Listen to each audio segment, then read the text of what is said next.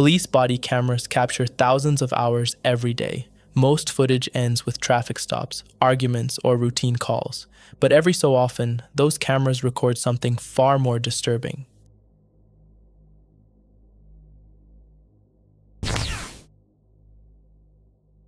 Case 1. The man with the flat tire.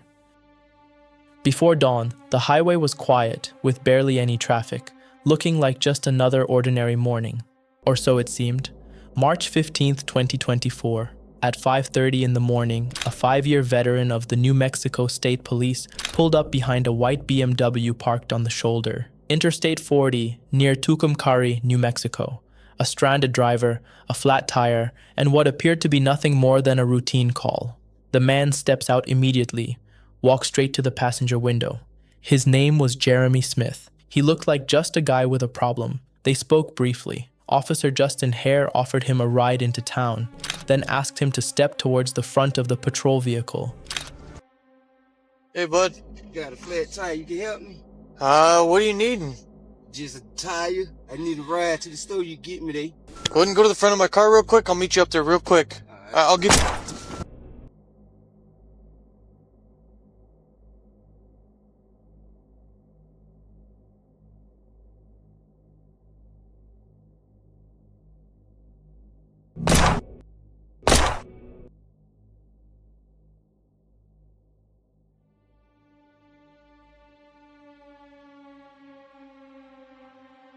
Smith didn't move forward. He pulled out a stolen Taurus 9mm and fired. Hare slumped in the driver's seat. Smith moved around to the driver's side, shot him twice more, then climbed in, with the Hare still inside, and drove off into the dark.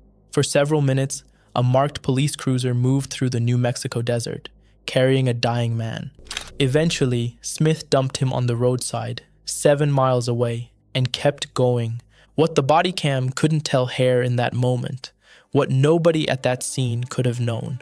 2 days earlier in South Carolina, Smith had abducted a paramedic named Fonizia Machado Fore, killed her, stolen her BMW, and spent days crossing 6 states trying to disappear: Georgia, Alabama, Mississippi and Louisiana, Texas, then New Mexico. Officer Hare never knew any of that. He just saw someone who needed help. 2 days after the shooting, an Albuquerque gas station clerk spotted Smith and recognized his name from police alerts, called it in. Jeremy Smith, we are coming for you. The last words Officer Hare uttered on this earth was to offer help to a man who was about to kill him. Smith was caught, wounded, taken into custody. In April 2025, life in federal prison, no parole, ever. Officer Justin Hare left behind a pregnant wife and 2 children. His last act on earth was stopping for a stranger in the dark. 2 officers, 2 completely different situations, yet both made the same decision: approach someone they believed needed help. For Officer Jamal Mitchell, that decision would also become his last. Case 2. He thought someone needed help. It started like so many emergency calls do: reports of gunfire, multiple victims. Chaos is spreading across a Minneapolis neighborhood. Officer Jamal Mitchell responded without hesitation and arrived among the first officers on scene. The situation looked confusing from the start: injured people outside, uncertainty about how many victims there were, and no clear picture of where the danger was coming from. Then he saw a man on the ground near a parked vehicle. The man appeared wounded. Mitchell moved toward him. No rushing, no hesitation. Just an officer doing what officers are trained to do: secure the scene and help the injured. He got closer, believing he was approaching another victim. But the scene wasn't what it looked like. The injured man was later identified as 35-year-old Mustafa Ahmed Mohammed. And in an instant, everything changed. Without warning, the suspect pulled out a handgun and opened fire. Officer Mitchell was struck at close range and collapsed in the street. The quiet urgency of helping turned into confusion, panic, and non-stop radio traffic. Officers arriving seconds later suddenly found themselves entering an active gun battle instead of a rescue scene. More officers pushed forward. Shots echoed through the block. They tried to reach their fellow officer while also stopping the gunman before anyone else was hit. The exchange lasted intense moments before officers finally shot and killed the suspect. But Officer Jamal Mitchell never made it home. Authorities later described it as an ambush during an attempt to render aid. He responded to protect people. Officer Mitchell died from his injuries. The suspect was killed during the exchange of gunfire. The next call couldn't have been more routine. No active shooter, no emergency in progress, just paperwork and an apartment door. Case 3. The eviction.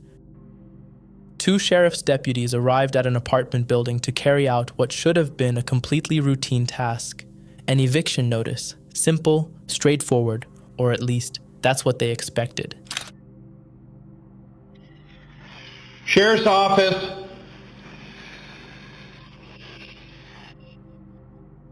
Sheriff's office, open the door, please. What can I help you with, sir? Open the door, please. Sheriff's office. What can I help you with, sir? I have the eviction paper, sir. Open the door, sir. You want to just leave those papers at the door, sir? No, sir. We'll be making entry in just a moment. Please open the door. You don't have permission to have entry, sir. You got a key? The tenant owed $800 in unpaid rent. That's it, $800. They entered using a key from the landlord. Inside, they found the tenant's mother, cooperative and calm. The tenant himself had disappeared into the bedroom. What the officers didn't know yet, behind that bedroom door, the window had been blacked out. The door was barricaded. A law dictionary sat open to the definition of justifiable homicide, and a brand new AK-74 rifle, price tag still attached, was waiting. This wasn't a reaction. This was a plan. When the bedroom door was finally kicked open, Salama Pendleton opened fire. Dozens of rounds tore through the room. Several bullets punched straight through the bedroom wall, where his own mother, Lola Moore, was standing. He didn't know she was on the other side. She was 61 years old. You need to open the door or you will go to jail. I'm gonna kick it. Go.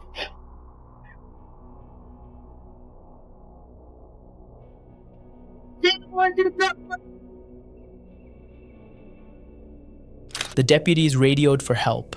Grand Forks police officer Cody Holte, 29 years old, 3 years on the force, a first lieutenant in the Army National Guard, responded immediately. He didn't hesitate. When Holte entered the apartment to help the pinned-down deputies, Pendleton emerged from the bedroom and swept the room with gunfire. We cannot leave for long. We need to get your mother help.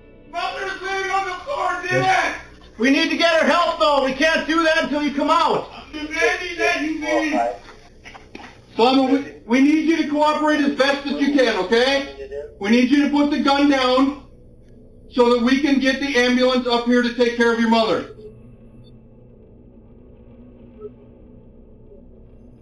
We can work out everything else afterwards. Oh, no, shit.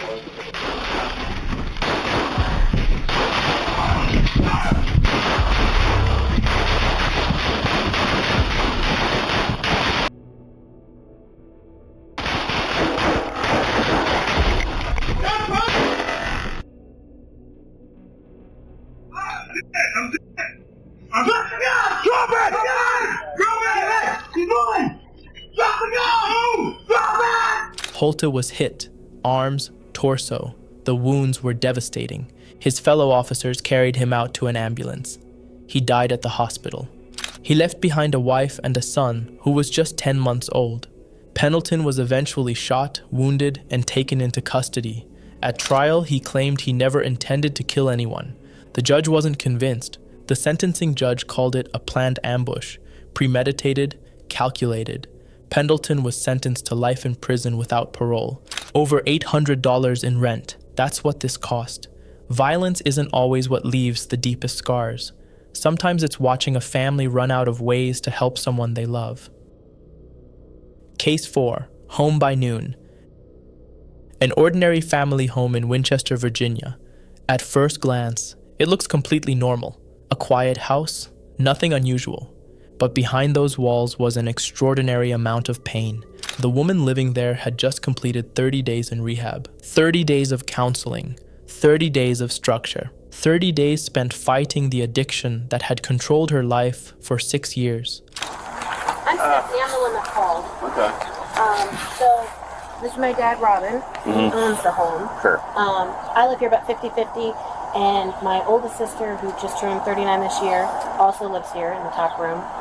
She is 6 months, or sorry, not 6 months, 6 years of being a pretty consistent alcoholic, and we just got out today from a 30-day rehab stint. She got out at 12 p.m. I came to check on her at about 4:30 just to see how things are going here. These guys are getting Uber Eats, getting ready to sit down. She's in her room. I go up there. She is hammered already. Can't put socks on. Talking about having a friend coming to pick her up for an AA meeting. And so I just kind of start laying into her verbally. You've got a 16-year-old daughter. What's going on? You're fresh out of rehab. And she is pissed. We go from 0 to 60. She walked out at noon. By 4:30 that same afternoon, she was drunk, couldn't put her socks on. When her younger sister came to check on her and found her that way, she did what family does. She said something. That was enough to set everything off. What followed wasn't an argument. My sister and I have not gotten in a physical fight since we were teenagers, but she came at me. So we are talking like hammer fisting, trying to swing as much as possible, throwing kicks while she's on the bed, kind of rolling around at me, to the point where I just do restraint of my body weight. So get on top of her, put my whole weight on her, and have her wrists down to keep from swinging. At that point, I am then head-butted by her. That was really nice. And Where'd she head? Like in the head? yeah, right, just right here. Honestly, it could have been a million times worse, but it still didn't feel great. So yeah, we're at a point where Dad starts to come upstairs, and of course, if Dad's here, we're not going to act like a psycho in front of him as much. So she chills out, starts kind of relaxing as far as like actually throwing punches and shit. And from that point, I step out of the room. Dad walks in and kind of talk her down. And within like 5 to 10 minutes, she's on her bed, pass out, overexerted, completely just like that shit didn't happen. It was a full physical fight. Hammer fists, kicks, and a headbutt. The younger sister eventually pinned her down just to stop the swinging. Their father heard it all from downstairs, bodies hitting walls, screaming. By the time he made it upstairs, it was already over. Yeah, I heard people busting up against the wall. I could hear that. I heard people screaming, and, you know, there was definitely something going on. Okay. I can corroborate her story. Sure. Like when you got up there, did you see anything? Steffi had her in a hold just to restrain her. Okay. So, Understood. yeah. And they were you were on the ground at that point, weren't you? Yeah, we're backed up against the wall. She's just putting dead weight at that point. I'll write that one down too. Appreciate you guys coming out so fast. Yeah, of course. She had passed out from the exertion, like it never happened. But it did happen, and the family called the police. Winchester officers arrived and listened carefully. The younger sister didn't want to press charges. She just wanted her sister out of the house for the night, somewhere safe, somewhere that wasn't here. But here's where it got complicated. In Virginia, officers don't get to make that call. When a family member reports an assault between siblings, the law requires an arrest.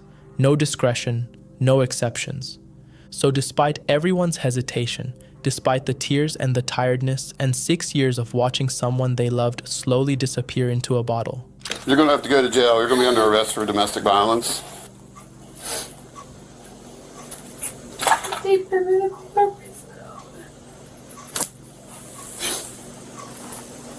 want to slide some shoes on?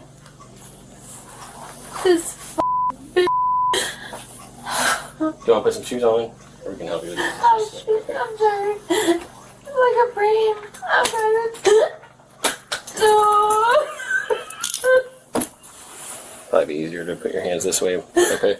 Sorry. That's okay. I'm just telling you what's gonna be more comfortable for you. Okay. Probably better to do that. So, probably easier to do it that way. Carla was handcuffed, led down the stairs, put in the back of a patrol car. She had a 16-year-old daughter she barely saw, a family trying to sell the house just to escape the chaos, a rehab stint that lasted 30 days, a relapse that lasted 4 hours. She was charged with domestic assault and battery. Sometimes the saddest calls aren't the violent ones. They're the ones where everyone in the room still loves each other, and nobody knows what to do about it. Not every case begins with a crime. Sometimes it starts with a celebration that slowly drifts out of control. Case 5, the engagement party. someone's engagement party, a night that was supposed to be about love, celebration, and cheap margaritas. It wasn't. At Rockin' Taco Bar in Roswell, Georgia, police responded to reports of a disturbance on February 21st, 2021. At first, it sounded like a simple argument. One woman had confronted another, accusing her of flirting with her boyfriend. Tempers flared, voices were raised, and then the situation took a much darker turn. A death threat was made. She just threatened to kill me. Just go that way. This way right here. That's not okay. What's that? She just threatened me to kill me. She Okay. said, bitch, I'll kill you. Okay, was there a confrontation earlier with you and somebody else No, as well? I literally... Relax. No, I literally... Sarah, no, relax. I am relaxing. I am Sarah, talking to the Okay, officer. I'm talking, she's fine. I got her, she's fine. Don't touch her again. Okay, she's talking to me. Step to the side for me. Sarah, talk to me. Ma'am, step to the side for me while I'm talking to Sarah, her. listen to me, please. I literally Sarah, was talk just to me. I told you, do I not am in touch her her best again. interest at Okay. heart. All right, now talk to me. I literally Sarah, was just sitting Sarah, down, get out of here. and the lady literally came up to me. Oh, you're trying to do this to my boyfriend. I said, no. What are you talking about? I'm just in my own world, doing my own thing Watch to out the for your purse. music. Uh-huh. And then she was like, no. And then she started walk doing away. this, that, and the other. Officers arrived and started doing what officers do, separating people, taking statements, and getting everyone's side of the story. That's when the friend showed up. Her name was Alessandra. She wasn't involved in the original argument. She was just there for her friend. And that loyalty, genuine, real, completely misplaced, is what unraveled everything. Every time the officer tried to interview Sarah, Alessandra was there, talking over him, stepping in, refusing to move when told. Once, twice, 3 times, the officer kept his composure, kept redirecting her, kept asking, calmly, then firmly, to step away and let him do his job. She wouldn't. When he finally tried to issue her a criminal trespass warning and asked for her ID, she refused that too. Hey, ma'am, come here. Now you're not leaving. You're getting a criminal trespass. You're not coming I have back. not done anything to you. Now you're coming back inside. I'm Here we sorry. go. Come on. No. Yes, you're coming back. I have never done anything to you. Now you just talk to yourself. Come on. No, do not touch me. And then she ran. Actually ran. The officer caught up with her. And at that point, what started as a simple trespass warning had become something much more complicated. Looking back, the frustrating part is how easily all of it could have been avoided. All she had to do was step back, show her ID, let the officer handle the situation she wasn't even part of. Instead, she fought, refused, and bolted at her friend's engagement party. The officer, to his credit, showed more patience than most would. Rather than hitting her with a full arrest, fingerprints, criminal record, the works, he issued a city ordinance citation, a lesser charge, a genuine act of mercy. She signed the trespass warning banning her from Rockin' Taco. She apologized, he accepted it. And somewhere across that bar, an engagement party carried on without her. We've seen officers face armed suspects, family disputes, and situations that escalated in seconds. But the next case wasn't dangerous because of violence. It was disturbing because of what officers discovered behind a seemingly ordinary front door. Case 6. The welfare check. The date is July 2nd, 2025. It's around 1 o'clock in the afternoon. A welfare check in Truman, Arkansas, requested anonymously for a 10-year-old girl. You were just standing at this front door. I'm disabled. It Okay. takes me a minute to get out of bed. Okay, somebody was standing right here. I heard them. So, No. okay. Cat, maybe. I'm Officer Davis and I work for the Truman Police Department. We received A call from my daughter because she's pissed off that I won't let her go to my youngest request to do a welfare check on a 10-year-old. go to Cherokee Village with her. She's in her room. We'd like to see her, please. Officers pulled up to a quiet residential home, expecting nothing unusual. Then they stepped inside. The smell hit first: ammonia, cat waste, rot. The kind of air that makes you stop breathing through your nose immediately. The floors were caving in, flies everywhere, garbage stacked in every corner, 12 cats living in conditions no living thing should survive in. And somewhere inside this house is a child. They found her. She was okay. Physically, at least. When they asked her the last time she had eaten, she couldn't remember. The mother, 38-year-old Samantha Platz, stood there explaining, "It was just a messy bedroom, and the rest was fine." It wasn't fine. Officers moved deeper into the property. Out back, they found a shed. Inside, hiding, was Samantha's boyfriend, Bodie Williams, and 2 others, all crammed into a filthy den like they were waiting for something bad to pass. It didn't pass. Meth pipes, baggies. All 3 had prior records. All 3 were placed in handcuffs on the spot. Officers thought that was the worst of it. They were wrong. The little girl pulled one of them aside. She said the dead cats were in the freezer. Nobody processed that sentence correctly the first time. They opened it anyway. 24 cats and kittens, stuffed into cardboard boxes, packed between frozen food. Their bodies were curled, the way bodies curl when they're still alive in the cold. Samantha and Bodie were both charged with 24 counts of aggravated animal cruelty. Samantha faced an additional charge of child endangerment. The little girl was left with her older sister that afternoon. She never looked back. Some cases leave behind evidence, arrests, and clear answers. Others leave behind questions that never really go away. Case 7, the screams in the trees. For weeks, people across the state had been reporting something they couldn't explain. Late at night, from somewhere in the darkness, strange screams. Nobody seemed to know where they were coming from or what was making them.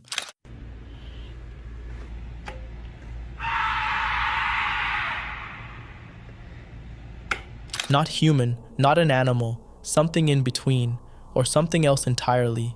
Residents called, complained, described sounds that made them lock their doors and turn off their porch lights. Nobody could explain it. One night, a police officer decided to go looking. From somewhere deep inside the trees, a scream tore through the dark. Later, he called for backup. 2 separate teams, 2 different locations across the same area. Both teams heard it, the same scream, same pitch, same intensity, coming from 2 completely different parts of the woods simultaneously. All of them left. The screams were reported for months. Then they stopped. No arrest, no explanation, no answer. Reports of unexplained sounds are easy to dismiss. A bright object crossing the sky in front of dozens of witnesses is much harder to ignore. Case 8, the backyard.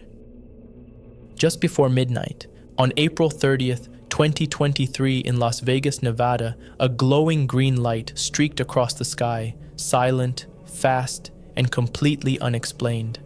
It was captured on a Las Vegas police officer's body cam at 11:50 p.m. At least 21 people across Nevada, California, Arizona, and Utah reported seeing the same thing. Then came the 911 call. Angel Kenmore called from his family home in Las Vegas. He told the dispatcher there were 2 creatures in his backyard, 8 feet tall, big eyes, just standing there, looking at them. Officers arrived, and here's the part that changes everything. One of the responding officers admitted his own partner had seen something fall from the sky that same night. Did you see it? Yeah, me and him saw it. What'd you see? It was like a big creature. A big creature? Yeah, like around 10 feet tall. I'm not going to BS you guys. One of my partners said they saw something fall out of the sky too, so that's why I'm kind of curious. Did you see anything land in your backyard? Or? The Kenmore family walked into their backyard to investigate. 4 of them, moving in a line. Then they ran. The body cam caught it all. Later, analysts breaking down the footage frame by frame claimed to see a second figure peering over the back fence, a head surrounded by what they described as smoke, something they called a cloaking device. Skeptics said shadow, smudge, mass hysteria, but nobody explained the green light. Nobody explained why a trained officer's partner reported seeing something fall from the sky at the same moment. The body cam footage went worldwide. Strangers flooded the neighborhood wanting to see the backyard for themselves. No creatures were found. No explanation was ever given. The light made no sound on the way down. Whatever the Kenmore family saw that night, it saw them first. The Las Vegas incident sparked endless debate online. Thousands of miles away, another case would generate just as many questions and even fewer answers. Case 9, Vanished Driver. Most traffic stop videos are boring. License, registration, a quick explanation, maybe a warning. This one looked exactly like that. A police officer pulls over a young woman for speeding. Nothing dramatic. She says she's heading to a friend's birthday party nearby. Casual answer, casual voice. She doesn't argue, doesn't look nervous. When asked, she hands over her documents right away. The officer glances through them while talking, then notices something small. The registration appears to be expired. It's not a big moment, not some confrontation, just one of those ordinary details officers point out 100 times a week. She looks down briefly, look back up, and the seat is empty. Stop signs. I was just headed to a friend's house. It's like literally right there. It's Okay. a birthday party. Got it. Not mine, but Any drugs or alcohol in the vehicle? no, of course not.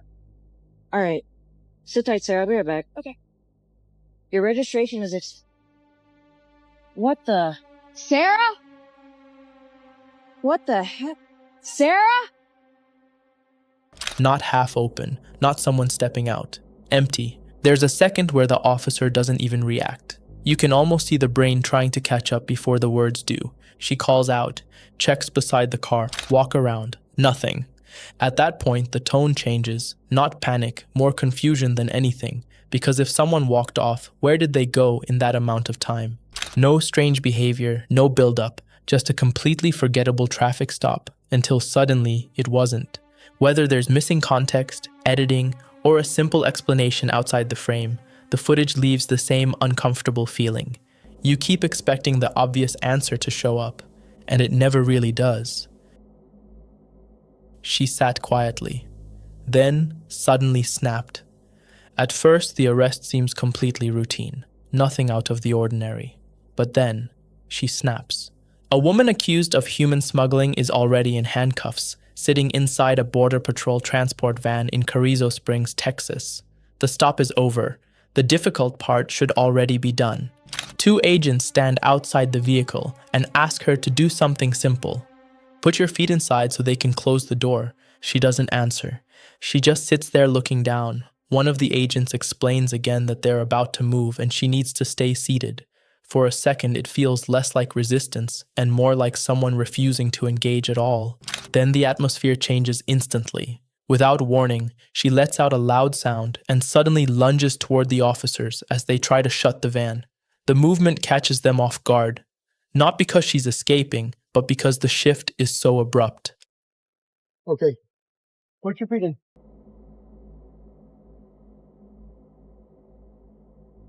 Ma'am, put your feet in so we can close the doors.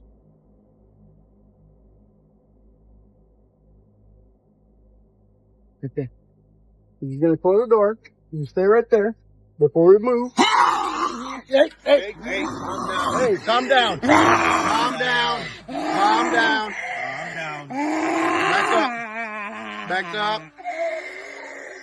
Back up.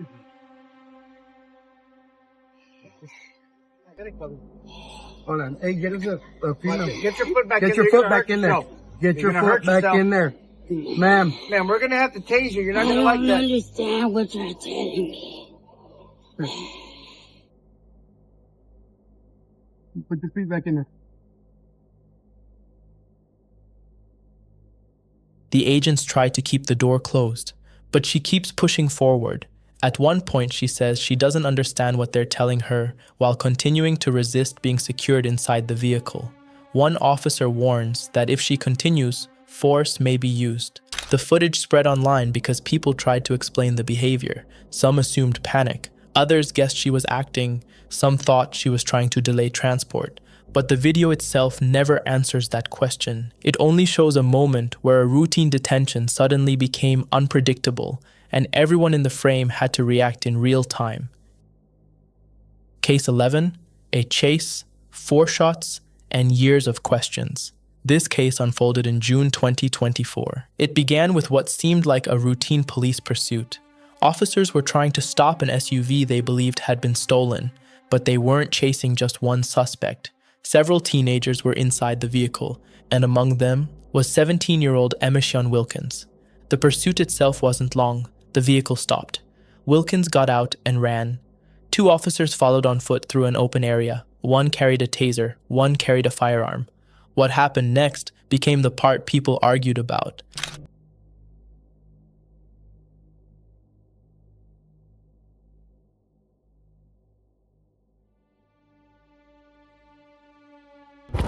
Recording.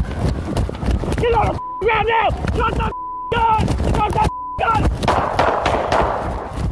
The officer can be heard shouting commands while chasing him. Get on the ground. Drop the gun.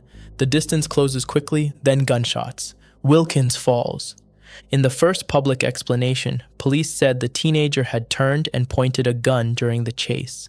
For a long time, that was the version attached to the case. But the conversation changed after body camera footage was released later through the family's legal case. People watched the same few seconds again and again. The footage appeared to show Wilkins continuing to run. Reporting on the released video said it did not show him holding or aiming a weapon at the moment he was shot. Later reporting said investigators recovered parts of a disassembled, non-functional firearm, but that detail opened more questions than it answered. Now, the discussion around the case isn't only about what happened in those seconds, it's also about what was said afterward, how quickly conclusions are made, and whether body cameras change the story or simply force people to look at it longer. Some of these encounters ended with answers, others never did, and that's what makes them so unsettling. If you enjoyed the video, subscribe for more real stories caught on camera. Until next time, stay safe, and thanks for watching.